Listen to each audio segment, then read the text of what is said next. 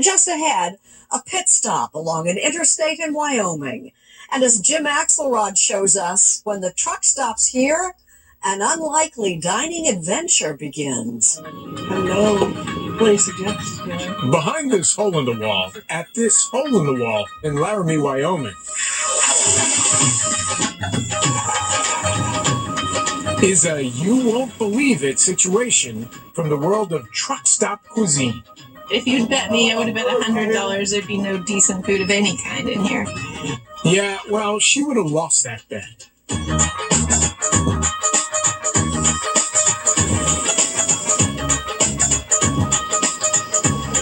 Just off exit 290 on I-80, the Indian food Mintu Pander and his staff are cooking up in this small kitchen behind the window guarantees that. This smells like we're in Mumbai. Not in Laramie. Not in Laramie, no doubt. Just a few feet away from the motor oil, the military hats, the trucker shirts. You can smell that's a very familiar smell for Indian food. That's it. Our storing shelves full of turmeric, coriander, and other spices maybe you haven't heard of. This is a leaf. It's called kasuri methi.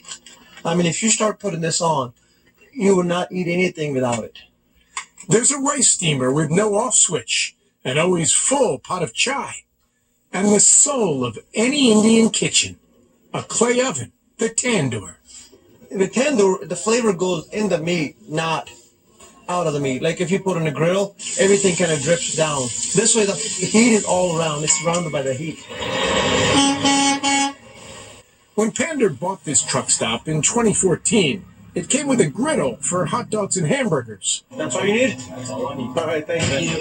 But figuring truckers could get those up and down I-80, he went with a menu they wouldn't find anywhere else. Did they ever come in and say, oh, you got Indian food, and I want meatloaf, I want a hamburger, I want a strip steak?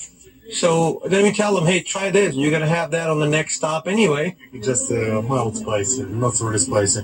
99 out of 100, they would call again. Hey, I want something what I ate last time.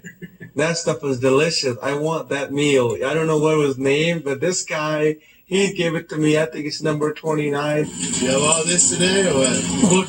Yeah. From cross-country truckers, I don't know how to rate it, 1 to 10. I mean, I'd say it's probably, good 9. I mean, How's it going? To locals like Sheriff Deputy Bill Yates. If this is the area I'm patrolling, I know where I'm going to stop to eat lunch. Mintu's food has been a hit.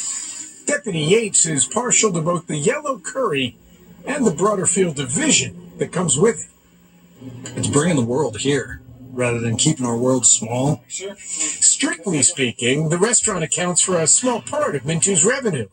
But that's not how Mintu speaks or thinks. I would say 5 to 10% at the most, 10%. So why bother? This is not a whole picture of the food. The people come in, they get fuel, other stuff. So they would come in and spend $500-600 in fuel because they know they can get their meal they desire from last 800 miles here. He's opened another spot in Nebraska and will soon add a third in New Mexico.